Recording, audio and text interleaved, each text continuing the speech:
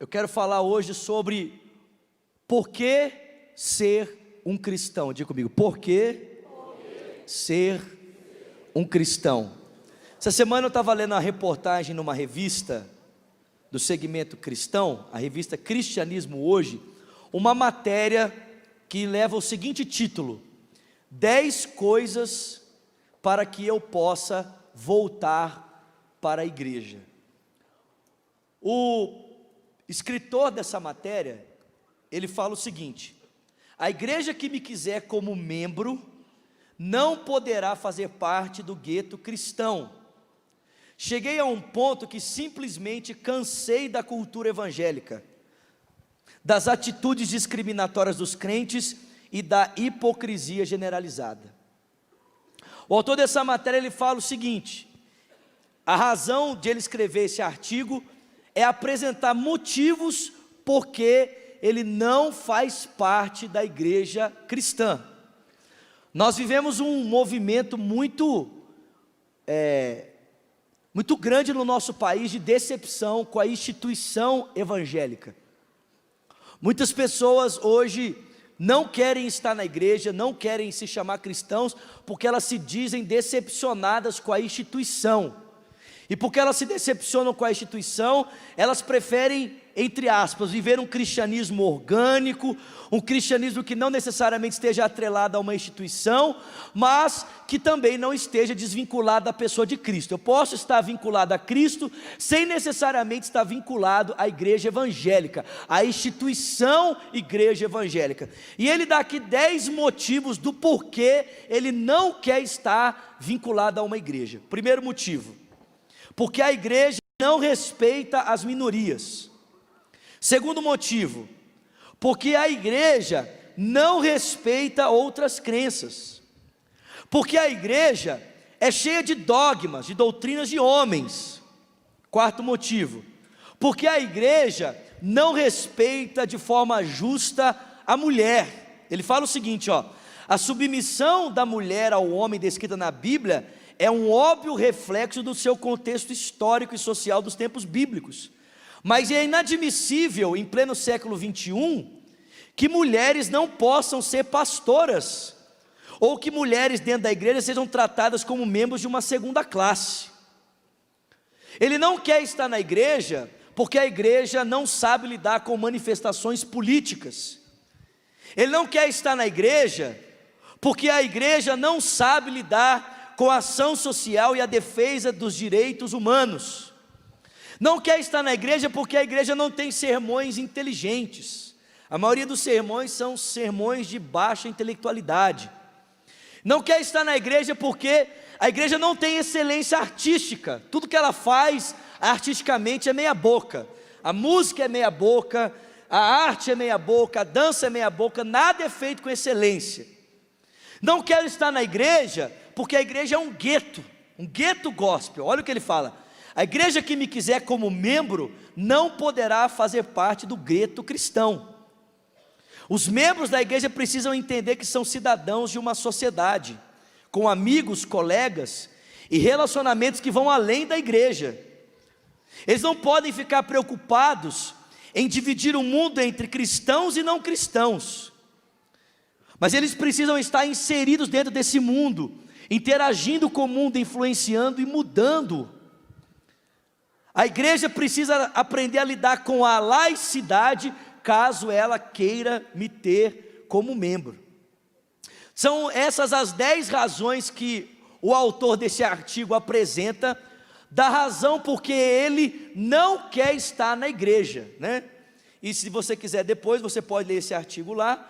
E aí um monte de gente no final fazendo comentário falou assim para ele: é muito fácil você apresentar 10 motivos para não estar na igreja, seria mais fácil você estar dentro dela tentando mudá-la. Pá! Essa frase eu adorei. Bravo, bravíssimo. Mas nós não temos hoje apenas problemas com pessoas que não querem estar na igreja. Nós também encontramos hoje pessoas que apresentam razões para não ser um cristão. Nós não temos apenas gente que diz assim: não esteja na igreja, porque a igreja é uma instituição de homens, porque a igreja está corrompida, porque a igreja está cheia de dogmas. Nós temos pessoas também que nos apresentam razões pelas quais nós nem devemos abraçar a fé em Jesus Cristo. E uma das razões que as pessoas apresentam para nós não sermos cristãos é a seguinte: é que religião é o ópio do povo. Karl Marx que disse isso. Religião é apenas algo para entreter as pessoas. Os poderosos usam da religião para manipular as massas a seu favor. Então hoje dentro das universidades, você vai ouvir muitos professores, principalmente do segmento de humanas, de sociologia, de história, dizer para os seus alunos: olha, você que é religioso, você que é crente, que vai na igreja, você é manipulado, você dá dinheiro para pastor, você é bobo. Religião é ópio, é algo para entreter as pessoas. Esse é um dos motivos que as pessoas apresentam hoje para você não ser um cristão. Segundo, as pessoas dizem: a religião aliena as pessoas do mundo. Então, antes de você se tornar um cristão, você era uma pessoa que interagia, fazia parte de um convívio social, interagia bem com a sua família. Mas agora você converteu, você se tornou fanático, se tornou bitolado. Agora você só quer saber de orar, só quer saber de ler a Bíblia e de dar dinheiro para pastor, que é a coisa que o pessoal mais gosta de dizer: dar dinheiro para o pastor, né? Você agora é um bitolado. Terceira razão porque as pessoas dizem para você não ser um cristão, é porque a religião é algo que gente que é intelectualmente inferior busca para ter alívio dos seus sofrimentos. Então pessoas que não são inteligentes, pessoas que não são bem instruídas e não conseguem lidar com seus dilemas existenciais, o que elas fazem? Elas vão para a igreja chorar e pedir ajuda para Deus. Meu Deus, me ajuda, Senhor. Mas eu acho engraçado, irmão, a religião cristã é tão alívio, que Jesus diz: quem quer vir após mim, negue-se a si mesmo, tome a sua cruz e me siga. Tão alívio que ela é, né? Cristianismo não é um alívio para a alma. É verdade que às vezes o Espírito Santo nos consola, mas o cristianismo às vezes atormenta a alma.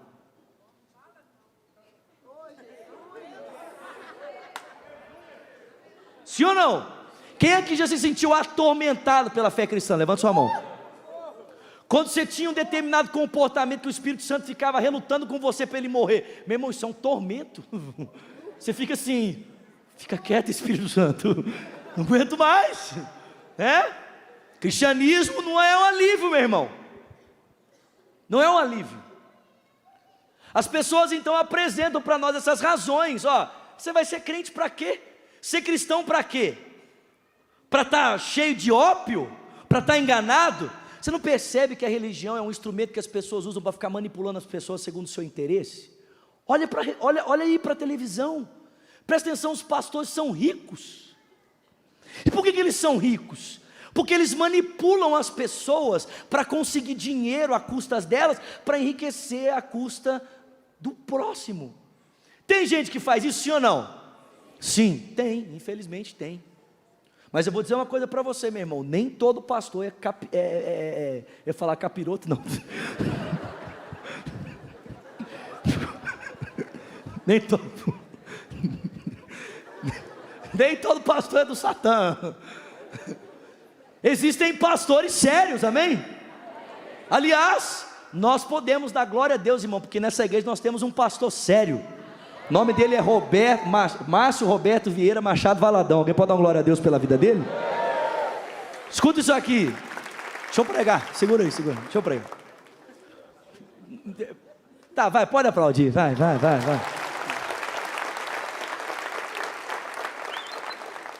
Pastor Márcio, meu irmão, não precisa nem pregar. Se ele subir aqui em cima e ficar parado, ele já é a pregação.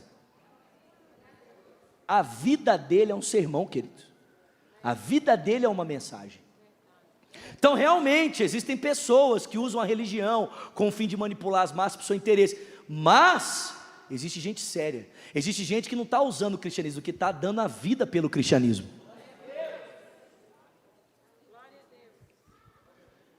É verdade que muitas vezes, infelizmente, quando nós convertemos, nós nos tornamos pessoas assim, exclusas do mundo, sim ou não? É verdade, às vezes acontece. A pessoa no primeiro amor, ela fica doida. Mas presta atenção, a fé cristã não nos chama para viver no submundo gospel, ela nos chama para sermos diferença no mundo em que vivemos. E é verdade também que infelizmente algumas pessoas tratam de problemas emocionais como se eles fossem espirituais. Tem muita gente espiritualizando o que não é espiritual. Tem muita gente que precisava de um psicólogo e não de um pastor. Precisava de um terapeuta e não de um pastor. Precisava de um psiquiatra e não de um pastor. Fala, Deus. Presta atenção, meu irmão, deixa eu dizer uma coisa para você. É verdade que o pastor pode desfrutar de outras capacitações e ele pode te oferecer então conselho e ajuda em outras áreas, mas basicamente a função de um pastor é te instruir no conselho de Deus e não ficar fazendo regressão, terapia, né? Não, meu irmão, a função do pastor é aplicar Cristo na sua vida para que você cresça espiritualmente. Essa é a função do ministério pastoral. Mas infelizmente hoje, porque nós vivemos em um mundo em que, e principalmente no nosso país, que as pessoas têm uma cultura de gostarem de mediocridade, de não gostarem de estudar, não gostarem de se aprofundar nas coisas, o pessoal fica espiritualizando, aí ora para tudo, e acha que tudo é oração. Deixa eu dizer uma coisa para você, você promete não ficar triste comigo?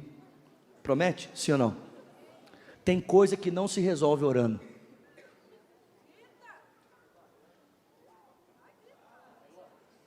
Tem coisa que não é oração, meu irmão. E eu vou dizer para você biblicamente que tem coisa que não é oração. Quando Elias ficou com depressão por causa de uma estafa devido a um estresse emocional, Deus não falou para ele, Elias vai orar, Deus falou para ele, vai dormir e comer. Deus falou para ele, Elias, dorme e come, e Deus mandava o anjo ainda para levar o pão para ele todo dia. Mas quando a estafa emocional dele passou, aí o Senhor falou para ele, agora Elias, está na hora de você caminhar, sai da caverna porque eu ainda tenho coisa para fazer na sua vida. Mas a gente espiritualiza tudo, tudo é espiritual, tudo é oração, é jejum, é consagração, e é manto fly the key. E shall it fly, show, play, flicha. Não, meu irmão, não. Escuta isso. Vocês gostam, né? Presta atenção. Nós precisamos de discernimento espiritual para discernir o que é espiritual. Só que também tem coisa que não adianta você querer tratar coisa que é espiritual como se não fosse. Tem coisa, meu irmão, que é oração, tem coisa que é jejum, tem coisa que é xalabasto e canto e fly. É, ponto final e acabou. Mas infelizmente, porque nós, não gostamos, muitas vezes de nos aprofundar no conhecimento, nós acabamos nos tornando pessoas alienadas. E aí o casal, um outro exemplo aqui muito bom, aí o casal casado, está passando um problema lascado no casamento, já não conseguem mais nem conversar, nem olhar um na cara do outro, e o que eles fazem? Fica orando, e fica orando. Meu irmão, presta atenção, vai procurar ajuda, porque relacionamento não se resolve orando, é necessário tratar as desavenças, é necessário tratar os problemas da comunicação, para que esse relacionamento volte a funcionar. Alguém pode dizer glória a Deus? Não é só orar, é glória a Deus. Mas se existem pessoas que apresentam razões para você não estar na igreja, e apresentam razões para você não ser um cristão, existem outros que te apresentam razões erradas para ser um cristão. Existem outros que dizem assim, não, você tem que ser crente, porque Deus vai te abençoar. Você tem que ser crente, para que Deus te dê as bênçãos. As bênçãos. Não vai lá no culto, Porque lá no culto Deus vai te dar as bênçãos. Deixa eu dizer uma coisa para você: ninguém tem que ser cristão por causa das bênçãos. As pessoas têm que buscar ser cristão por causa de Cristo, e não por causa das bênçãos de Cristo. Segundo, tem gente que diz assim: não, você tem que ser cristão, né? Você tem que ser crente, porque ninguém pode viver sem espiritualidade, né? Nós vivemos em um tempo chamado pós-modernidade, em que todo mundo precisa ter alguma coisa espiritual na sua vida, né? Então assim, não é que religião seja um elemento importante, assim, não é que de fato eu quero ter um comprometimento com Cristo e quero que a minha vida seja transformada por Ele. Não, eu só não posso ser uma pessoa sem religião. Eu preciso ter uma linha religiosa na minha vida. Presta atenção, meu irmão. Cristianismo não é tapa-buraco. Cristianismo é uma transformação de vida. Ninguém tem que ser cristão para ter uma religião. Você tem que ser cristão por causa de um encontro com Jesus Cristo. Amém? A Bíblia Sagrada nos apresenta motivos claros do porquê você e eu precisamos nos converter. Por que a gente tem que ser crente? Eu queria que você abrisse comigo a sua Bíblia em Efésios, por favor. Irmão, vai dando glória, porque a tampa da chaleira vai voar. Hoje o Espírito Santo vai te pegar aqui nesse lugar.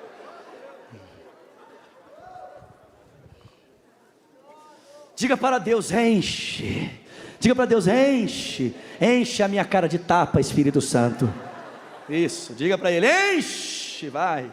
Oh, aleluia. Efésios capítulo 2.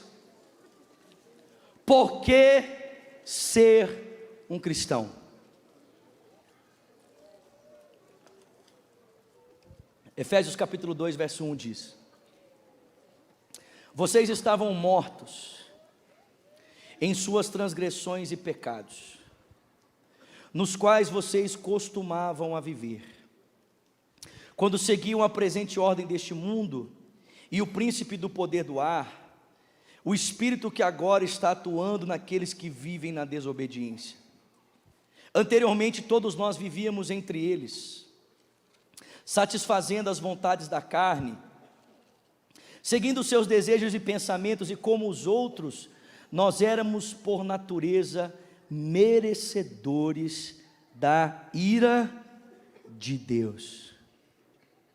O apóstolo Paulo aqui está nos apresentando razões pelas quais nós devemos nos tornar cristãos. Por que a gente tem que converter? No capítulo 1 de Efésios, ele fala sobre bênçãos que Deus traz sobre pessoas que decidem pôr a sua confiança em Cristo, sua vida em Cristo. Ele fala sobre perdão, ele fala sobre ser escolhido por Deus, ele fala sobre receber o Espírito Santo. E a pergunta é: por que nós temos que pôr a confiança em Deus? Por que eu preciso de perdão? Por que eu preciso do Espírito Santo? Por que eu preciso ser escolhido por Deus? E Paulo diz: porque espiritualmente, sem Cristo, você está morto. Diga comigo: morto. Eu gosto de dizer isso porque fica muito fácil de entender.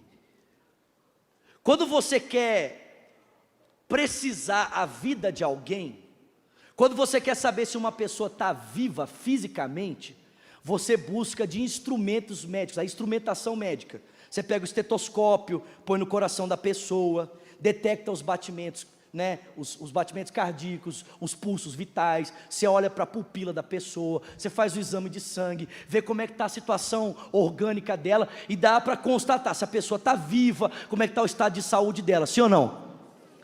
Mas espiritualmente falando, Deus mede se a gente está vivo ou não, não é por meio da instrumentação médica. Deus mede se a gente está vivo ou não por meio da aplicação da lei na nossa vida. Deus pega e aplica a sua lei a cada um de nós, e pela lei, pelos mandamentos de Deus, a gente é medido, e a lei dá para mim e para você o diagnóstico a respeito da minha vida e da sua vida. Quando você vai no médico, e o médico faz o exame e constata uma doença em você, a culpa é do médico? Sim ou não? Não. O médico apenas constatou um problema a ser tratado. Presta atenção, querido. Deus faz a mesma coisa comigo e com você. Ele pega e nos mede pela sua lei. Ele aplica a lei a cada um de nós. E o apóstolo Paulo vai dizer para mim e para você que existem mandamentos que se referem à pessoa de Deus, e existem mandamentos que se referem ao nosso relacionamento com o próximo. E ele vai dizer para mim e para você que nós não apenas transgredimos os mandamentos que se referem à pessoa de Deus, mas a gente também transgride aquilo que se refere à pessoa, ao próximo que está à nossa volta. Por quê? Porque Paulo vai dizer que quando a gente deixa de amar a Deus, automaticamente a gente quebra toda a lei. Se a nossa vida não é alicerçada no parâmetro do amor, se a gente não vive a partir do nosso amor por Deus, consequentemente, o relacionamento com o próximo será quebrado. Nós também não vamos conseguir cumprir os mandamentos em relação ao próximo. Se nós não estamos aptos diante de Deus, consequentemente nós não estamos aptos também para nos relacionarmos com as pessoas à nossa volta. Espiritualmente falando, por meio da lei, fica constatado que eu e você estamos mortos. Mortos nos nossos delitos, mortos nos nossos pecados. A gente está morto porque a gente desobedeceu os mandamentos de Deus. Porque Deus tensionou uma vida para nós, porque Ele nos criou para desfrutar de algo bom, e nós rompemos com esse algo bom. Presta atenção, a gente pensa que uma vida confortável, que uma vida sem doença, sem enfermidade, a gente pensa que uma vida boa é um projeto humano. A gente acha que a vida perfeita é uma idealização humana para os seres humanos. Mas presta atenção, meu irmão, a vida perfeita não é idealização humana. A vida perfeita é uma construção de Deus. Deus nos criou para viver uma vida boa, e a gente rompeu com a vida boa por causa do pecado. O que acontece é que hoje nós ficamos tentando conseguir a vida que Deus é capaz de dar para cada um de nós, sem que a pessoa de Deus esteja presente. A gente fica tentando substituir o elemento Deus por relacionamento, por dinheiro, por posição, por popularidade, por qualquer outra coisa. Mas eu vou dizer uma coisa para você: nenhum desses elementos é capaz de substituir a centralidade, a importância de Deus na centralidade, na razão da tua vida. Você e eu precisamos de Deus para que a vida real seja vivida e experimentada por cada um de nós. O problema é que porque nós desobedecemos, nós nos tornamos inaptos, nós estamos mortos, e não existe nada que a gente possa fazer por si mesmo. Porque o que o morto pode fazer pelo seu estado? O morto pode se ressuscitar? O morto pode fazer alguma coisa por ele? O morto pode levantar do caixão e dizer: vou viver. Pode sim ou não? Não! O Paulo diz que a gente está morto. A lei de Deus mede a nossa vida, e quando ela nos mede, o testemunho da lei sobre mim e sobre você é: você está morto, meu irmão. Ele diz mais, continue lendo, por favor. Ele diz que nós costumávamos a viver segundo a presente ordem desse mundo, segundo o príncipe do poder do ar, do espírito que está atuando nos que vivem na desobediência.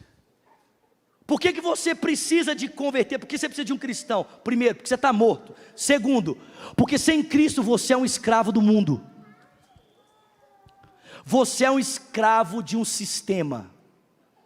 Essa semana eu vi o pastor Leonardo postar uma frase numa das redes sociais dele, que é o seguinte: a pior prisão que o ser humano pode ter é na sua mente. A pior prisão que um ser humano pode experimentar não é a visível, é aquela que é invisível. É o cara que ele pensa que ele é livre, ele pensa que ele experimenta liberdade, mas na verdade ele está sendo manipulado. Ele é um fantoche. Fantoche do quê? Manipulado pelo quê? Ele é manipulado por um sistema de valores. Ele é manipulado por um sistema de coisas que levam os homens para longe de Deus. Nós andávamos segundo o curso desse mundo. Nós andávamos segundo o príncipe da potestade do ar, o espírito que opera agora nos filhos que vivem na desobediência. Presta atenção.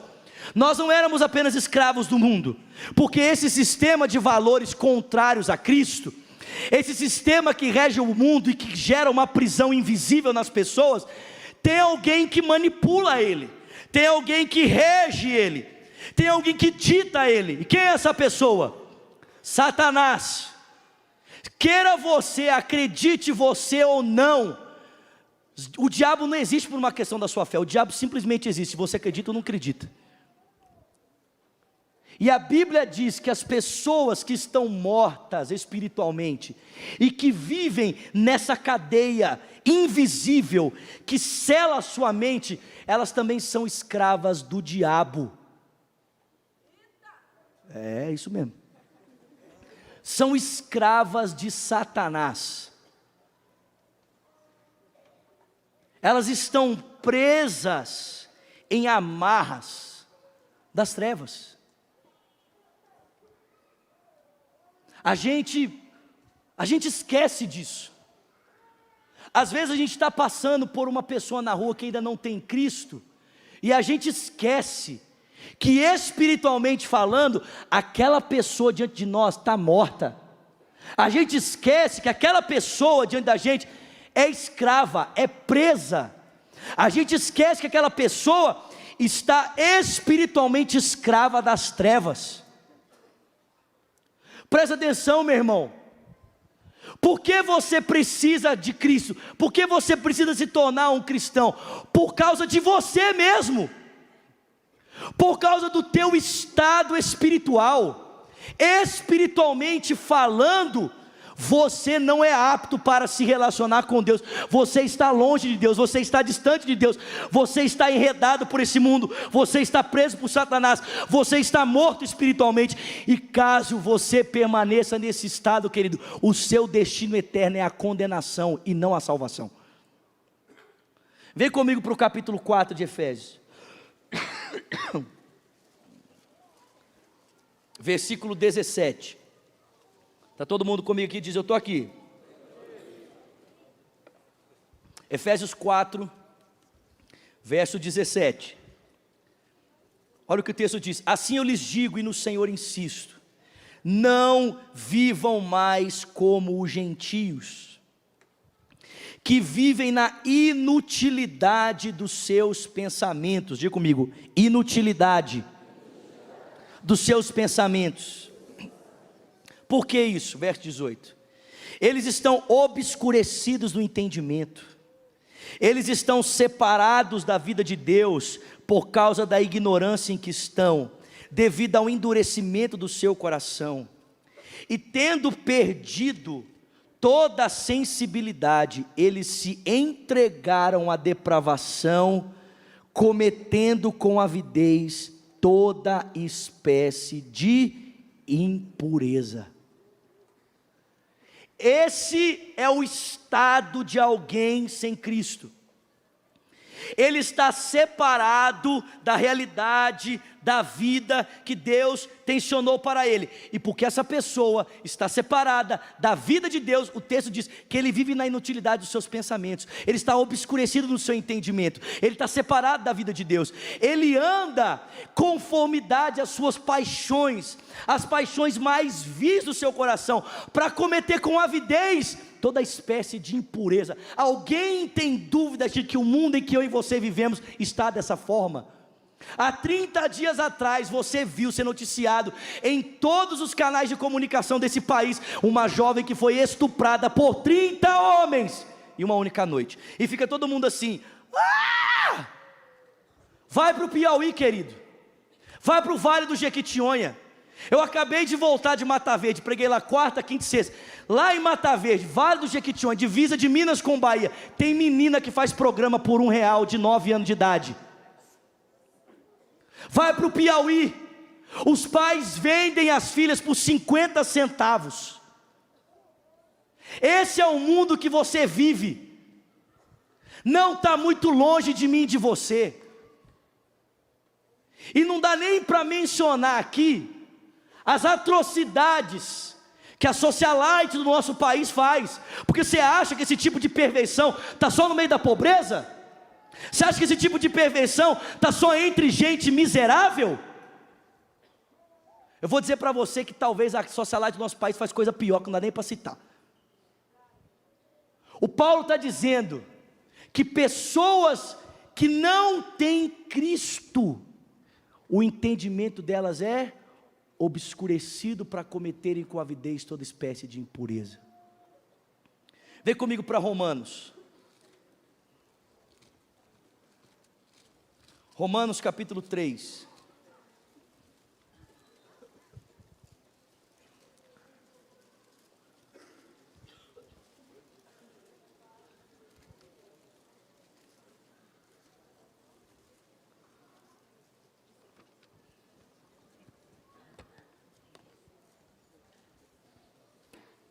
Romanos capítulo 3,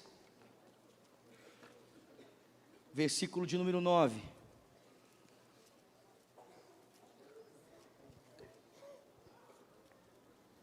Jesus, cura esse povo aqui em nome de Jesus. Cura esse povo da tosse, da gripe, do resfriado. Vai curando, Senhor, com teu poder, aleluia. Romanos capítulo 3, verso 9 diz: que concluiremos então? Estamos em posição de vantagem? E antes de eu continuar lendo, deixa eu só fazer um resumo aqui para você rapidamente do que Paulo fala aqui nesses 3 primeiros capítulos, antes de eu ler essa perícope aqui. O Paulo fala que o tema da sua carta aos Romanos é a justificação pela fé. Diga comigo, justificação pela fé. Diga para quem está do seu lado, justificação pela fé. A pergunta é, por que o homem precisa ser justificado por Deus, ou diante de Deus por meio da fé? E o Paulo vai dizer, Romanos 1,18 ele diz assim, porque a ira de Deus se manifesta contra toda injustiça e impiedade dos homens que suprimem a verdade pela justiça. Porque o que de Deus se pôde conhecer, os seus atributos invisíveis, bem como o seu eterno poder, estão expostos na criação. Mas o texto bíblico diz que os homens, ao invés de verem a glória de Deus na criação e darem a Ele glórias, o texto diz que os homens preferem suprimir a verdade pela justiça e tornar a glória de Deus em imagem de quadrúpedes, aves e répteis. E eles preferem adorar as coisas criadas ao invés de adorar o Criador, que é bendito para sempre, amém. Primeiro lugar, por que os homens estão debaixo da ira de Deus? O Paulo diz, porque ao invés de eles darem a glória para Deus, eles constroem imagens, se prostram diante delas e ficam adorando as imagens ao invés de adorarem o Criador. Agora presta atenção, irmão, se eu tenho um Deus que eu construí conforme aquilo que eu penso sobre Deus, na verdade quem é Deus? A imagem? Sou eu mesmo. Os homens estão debaixo da ira de Deus, por quê? Porque ao invés de darem a glória para Deus, eles preferem construir ídolos, à sua imagem, para que eles possam adorar a si mesmos, na imagem que construíram. Essa é a primeira razão porque os homens estão debaixo da ira de Deus. Os gentios. Aí você pode dizer assim, mas eu sou uma pessoa boa, nunca fiz imagem, nunca acendi vela, nem encruzilhada eu nunca passei, nunca fiz despacho, nem doce de Cosme e Damião eu comi. Nunca matei, nunca roubei, nunca fiz nada de mal para ninguém. O Paulo diz que aquele que pensa a respeito de si, que é moralmente bom, que é melhor do que os outros, também está debaixo da ira de Deus. Sabe por quê? Porque ele pensa que a sua bondade tem a ver com a comparação com o outro. Então, se comparando com o outro, ele fala assim, eu sou melhor do que o outro. Mas presta atenção, ninguém é juiz para julgar alguém, só existe um juiz, esse juiz é quem? É Deus. Quando você se compara com alguém e se acha melhor do que essa pessoa, você está se colocando no trono julgando a pessoa. Então você acabou de assumir o lugar de Deus, por isso você é culpado. Terceiro, Paulo diz que não apenas os gentios estão condenados, os que acham moralmente bons estão condenados, mas ele também vai dizer que os religiosos estão condenados. Por quê? Porque eles pensam que a sua religião é capaz de fazer para eles o que somente Deus é capaz de fazer. E aí depois de Paulo, nos 3 primeiros capítulos, nessas 3 primeiras porções, mostrar que está todo mundo debaixo da ira de Deus, ou como diria o Luiz Saião, é todo mundo farinha do mesmo saco, do púlpito ao irmão lá atrás de boné verde e camisa amarela.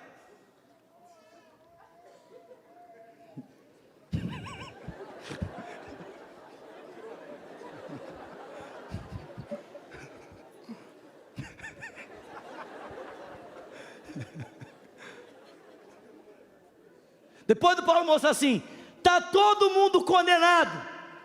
Olha o que ele diz, a meu respeito e a seu respeito. Romanos capítulo 3, verso 9. Olha o que ele diz. Que concluiremos então? Estamos em posição de vantagem? Não. Já demonstramos que tanto os judeus como os gentios estão debaixo do pecado. Como está escrito. Você está pronto para ler o que você vai ler, irmão?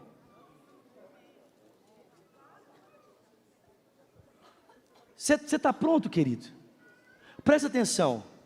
Não há nenhum justo, nem um sequer. Não há ninguém que entenda, ninguém que busque a Deus. Todos se desviaram, tornaram-se juntamente inúteis. Não há ninguém que faça o bem, não há nenhum sequer. Suas gargantas são um túmulo aberto. Não é que é bafo, não. Deixa eu explicar isso aqui, É que só sai morte de dentro de si. São como os fariseus, você lembram? São como lápides adornadas por fora, mas por dentro são como túmulos. Só tem morte dentro de si. A língua engana. Veneno de serpente está nos seus lábios. Não é só nos lábios da sua sogra, no seu também. A boca está cheia de maldição e amargura. Os pés são ágeis para derramar sangue. Ruína e desgraça marcam o seu caminho. Não conhecem o caminho da paz. E aos seus olhos é inútil temer a Deus. E a gente sabe que tudo que a lei diz, o diz aqueles que estão debaixo dela, para que toda a boca se cale e todo mundo esteja sob o juízo de Deus. Portanto, ninguém será declarado justo diante dele baseado na obediência da lei, pois é mediante da lei que nós nos tornamos plenamente conscientes do que, irmãos? Do pecado. Aí você pode falar assim, não, pastor, ou zulato, ou pequeno homem, sei lá, pequeno jovem não, irmão, negócio, não vem me desprezar não, que absurdo. Você pode dizer, pastor, mas assim, se essa é a realidade, você concorda comigo que, irmão, se realmente toda essa maldade que está em nós viesse para fora, você acha que o mundo existiria? Num mundo em que o diálogo das pessoas é marcado pela morte, a conversa delas é marcada por veneno e pela morte que sai de dentro de si. O diálogo, as relações são marcadas por pessoas que os seus pés se precipitam para o mal. Dá para viver num mundo assim? Sim ou não? Presta atenção, se toda a depravação da qual nós somos capazes fosse real, se toda a maldade que o homem é capaz de fazer, se o seu estado de depravação total viesse à tona, você acha que existiria mundo, querido? Presta atenção, querido, eu não sei se você percebe, mas o fato da gente estar vivo, não é porque a gente é bom, não é conforme os humanistas dizem, os humanistas dizem assim, o homem nasce bom e a tudo se corrompe. Presta atenção, querido, o mundo não é mundo porque a gente é bom. A Bíblia está dizendo claramente, a gente não é bom, a gente é mau. A maldade não está do lado de fora, a maldade está onde, querido? Do lado de dentro. O mal não é intrínseco ao sistema. É verdade que de repente algumas instituições, algumas coisas podem de alguma forma influenciar o homem negativamente, mas presta atenção, influenciar negativamente não significa que você se torna exímio, inexcusável das suas atitudes na história. Presta atenção, todo homem diante de Deus é responsável. Ele é responsável. Você não é vítima da sua história, você é um agente na sua história, você é um ator na sua história, e não um coadjuvante. Você não é vítima das suas relações sociais, você não é vítima da injustiça social, você não é vítima da degradação. De alguma forma essas coisas podem de alguma maneira prejudicar você, mas você não é vítima, você é responsável. A maldade é intrínseca ao ser humano. Por quê? Porque ele está morto, porque ele é pecador. O mundo não sucumbe, querido, não é porque a gente é bom. O mundo não sucumbe porque Deus é bom. É porque Deus, com a sua bondade, sustenta o mundo. É porque Deus, com a sua misericórdia, Ele sustenta o mundo. Atos 17, 23 diz: porque nele vivemos, nos movemos e existimos, como disseram alguns dos seus poetas, porque dele somos a sua geração. Presta atenção, vou dar esse exemplo aqui, eu vou encerrar para a gente tomar a ceia. Imagine que essa mesa aqui é Deus, amém? Imaginou? Sim? Olha o que o Paulo diz. O Paulo está dizendo assim, ó: porque nele vivemos e nos movemos e existimos. Quer dizer, só existe possibilidade de vida real, de existência, onde, irmãos? Dentro de Deus. Só que o texto o bíblico está dizendo para mim e para você que eu e você rompemos com Deus.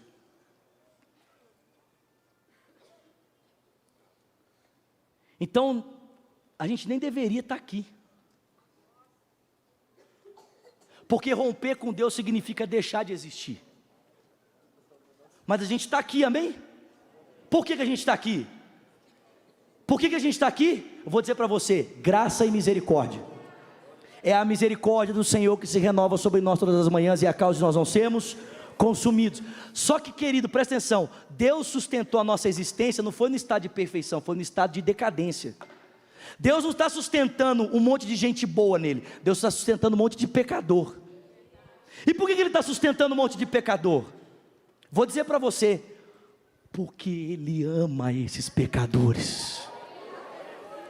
E para que esses pecadores não se destruam, sabe o que Deus faz? Deus empresta a sua bondade para esses pecadores aqui, nesse tempo de decadência, para que eles não se consumam, para que no tempo preciso da história, Deus venha com a sua graça especial, alcance esses pecadores, conformando-os à imagem do seu Filho Jesus Cristo. Deus preserva a mim e a você com a bondade dEle. Você pode dar um glória a Deus, querido? Você pode dizer aleluia?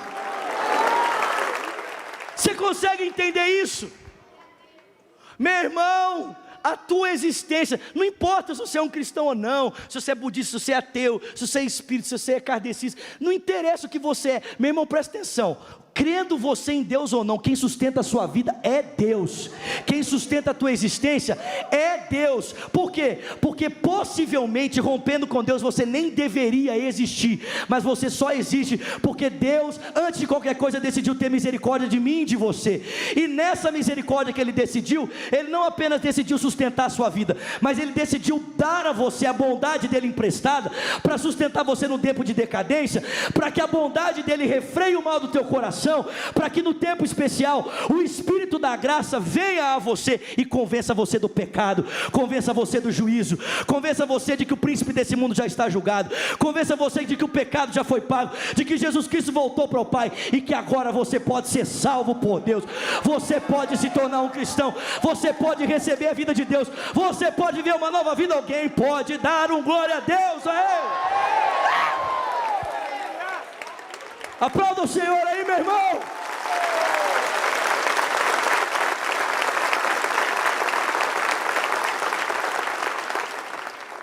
Por que ser um cristão?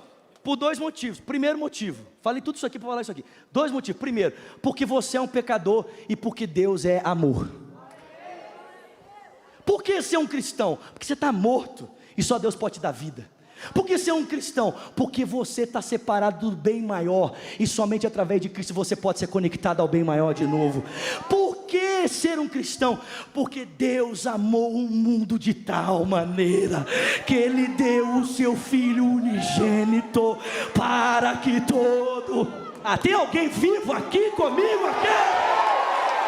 Para que eu não sei você, querido, mas o amor de Deus é algo extraordinário.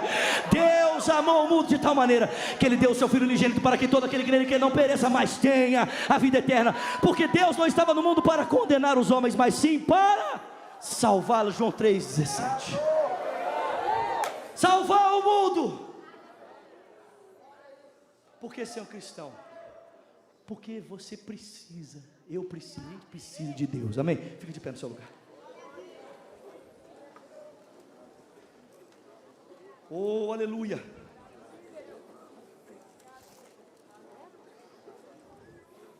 Diga comigo, Deus é bom.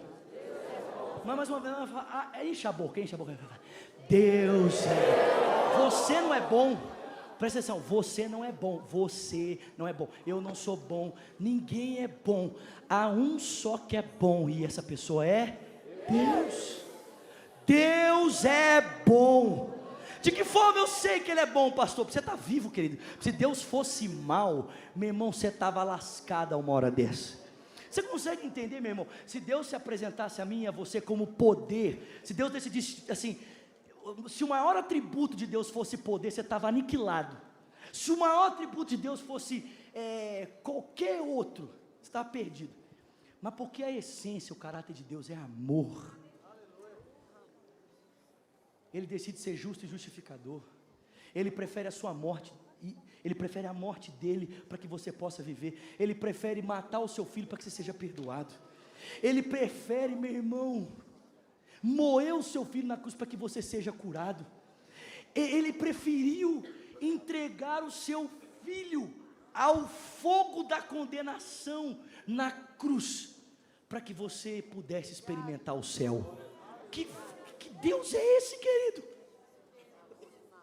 Que Deus é esse? Eu acho que o que a gente precisa, sabe o que é? É fazer a oração do Davi no Salmo 51. Deus restitui a alegria da tua salvação. Porque a gente parou de se alegrar, meu irmão, com aquilo que é essencial. O que é essencial? O caráter extraordinário de um Deus amoroso. Feche os seus olhos, coloque as suas duas mãos sobre o seu coração.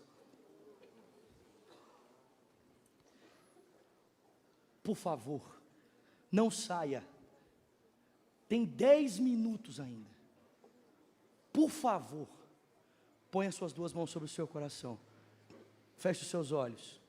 E ore comigo dizendo: Senhor Jesus, nessa noite, eu reconheço, eu sou um pecador. Diga, eu estou morto.